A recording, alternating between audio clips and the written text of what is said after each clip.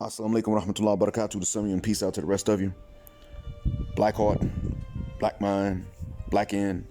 Again, hit the share button because the message is more important than the messenger. When Mr. Cannon, shout out to him, and Mrs. LSP and Miss Soulfyah, shouts out to them, started the Goldensphere, they had a very practical vision in mind.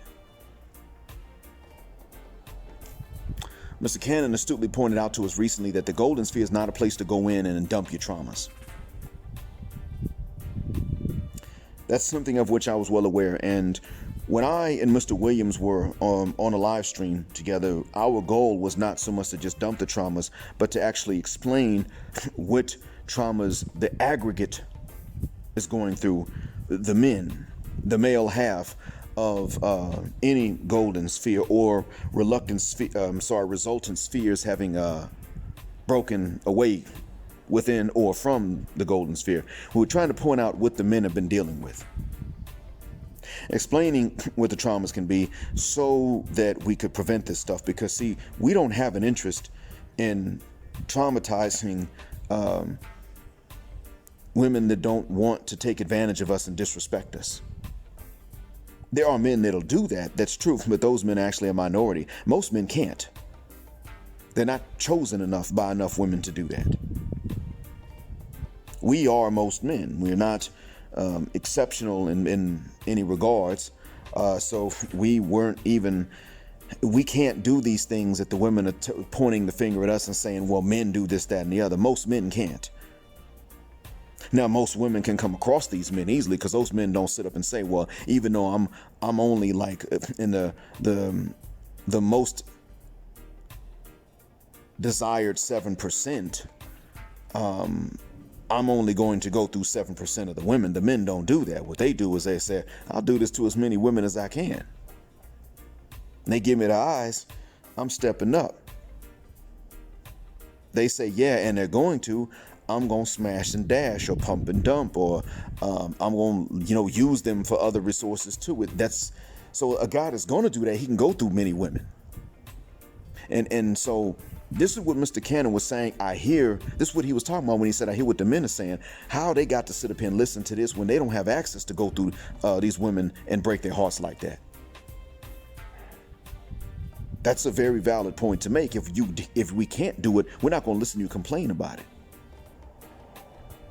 Not because the complaint's not valid, but because we're not the ones who can do it. Those men are too rare. We know you don't want most of the men you see. That's okay. But then we normal men aren't going to sit up and say, well, we're going to deal with the disadvantages of being normal and then turn around and still accept the guilt of what the exceptionally selected men have done when we could not do it.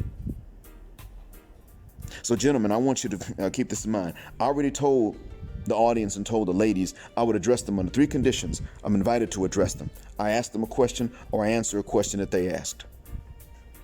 Outside of that, I wouldn't so much do so. Now, when MRM or Mrs. Golden starts one of their live streams, and they usually do it when it's morning my time, I'll lean in, say hello, how you doing, crack a few jokes because they cool. And I see they don't mean no harm. There's some things they still have to learn, but they don't mean any harm. But in terms of like outward, standing up and on a soapbox and addressing the women of the golden sphere, it's not something I really could do because it won't work.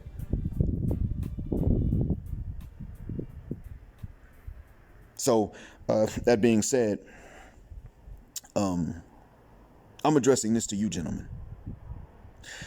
The gender war that we were trying to stop from leaking into the golden sphere, it's already there. At this stage, it is an undercurrent.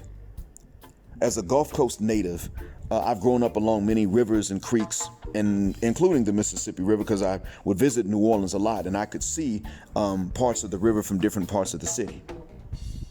And one of the things I would see, you can especially see it on the river, but you can see it in even other rivers and creeks, and that is that there are these undercurrents. Now, the surface of the water would seem very calm, and it would be. It would be very level, of course, but what would happen too is that you would see on occasion, looking out on the surface, you would see ripples that seemed, you could tell that they were not the ripples that were caused by a fish coming up and nibbling on something. You would see that. It was like something was churning underneath the water. Those undercurrents. Even if you're looking at a creek that is narrow but it's deep and you see something like that, that means it's got some strong undercurrents in that creek.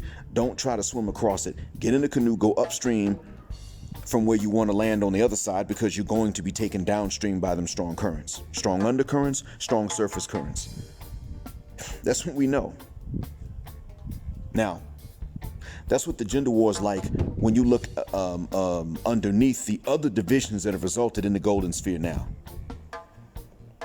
I and Mr. Williams went live to explain not just to vent trauma and not to bring the gender war, but to prevent it, so that so that the ladies could understand that it was in their hands.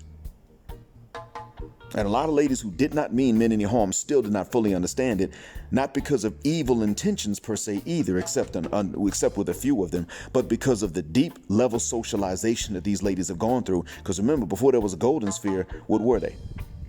They were sisters under the one drop rule. Some still are. But they go through what Mr. Cannon would call the golden experience. And so therefore, Mr. Cannon is right. And so I and you, most of us men, aren't looking to go in and just dump trauma. But keep this in mind, gentlemen. That gender war that you and I did not want to be there, it's there, it's an undercurrent. Just go ahead and prepare yourselves. Because they're going to be some ladies.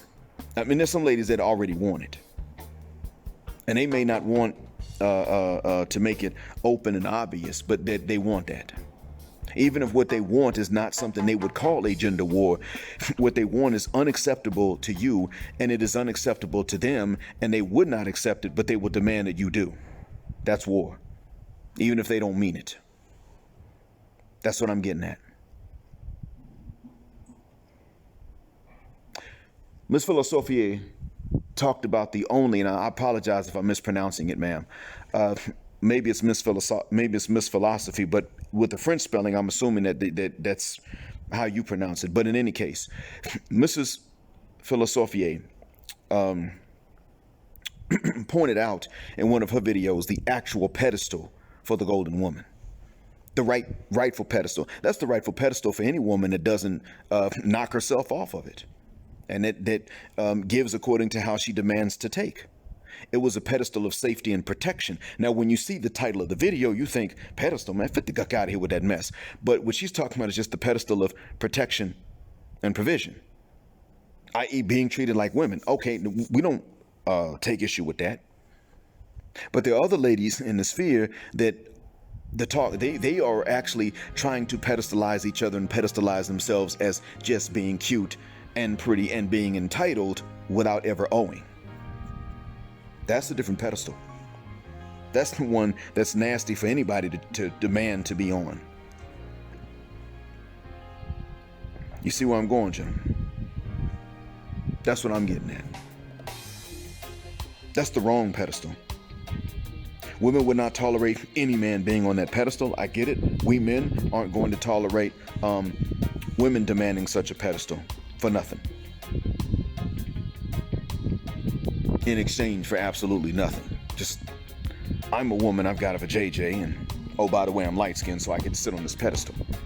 Because they don't tolerate that from the men. As a matter of fact, one of the women in the exotical sphere emasculated, verbally so, emasculated MLS men for pedestalizing themselves, and then demands to be on a pedestal as a woman, while telling men that they never deserve anything that we would actually like. Nothing we want will we ever deserve, no matter what we do to earn it. I kid you not. Now, gentlemen, I'm gonna tell y'all something else too. And then I'm out, because y'all have been patient enough for almost 10 minutes now.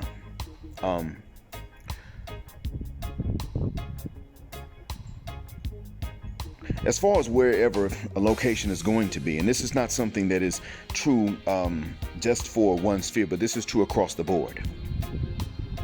As far as where the location of a golden offline community will be, I'm going to tell you straight away, if it is your job to provide and protect and problem solve,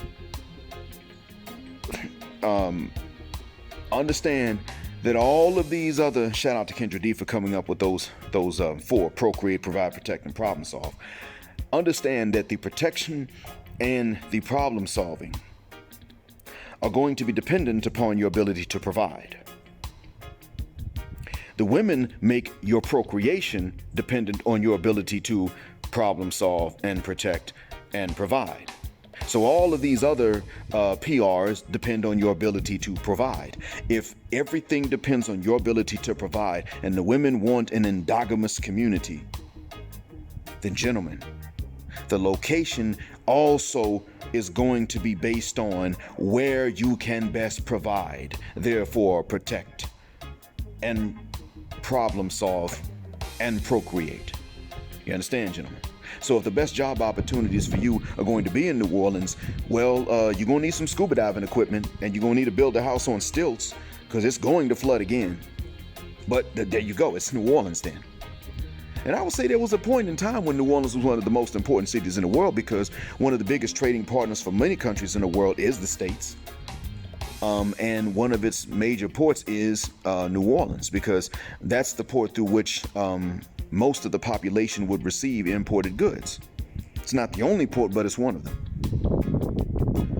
Now, at this point, you've got other ports from the seaboard, but in order to get inland into the U.S., it was pretty much that Mississippi River. And then by extension, the Ohio River. You see where I'm going with that? So it's an important place. If the best place for you to have your provision is going to be Florida, then it's somewhere in Florida. You still gonna need scuba diving equipment. It's gonna flood one day.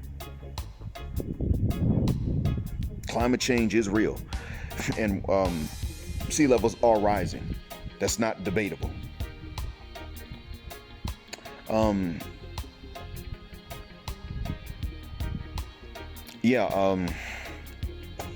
What's another one? Let's say Charleston. Maybe if it's Charleston, then if that's where you can provide, then that's where the community's gonna be.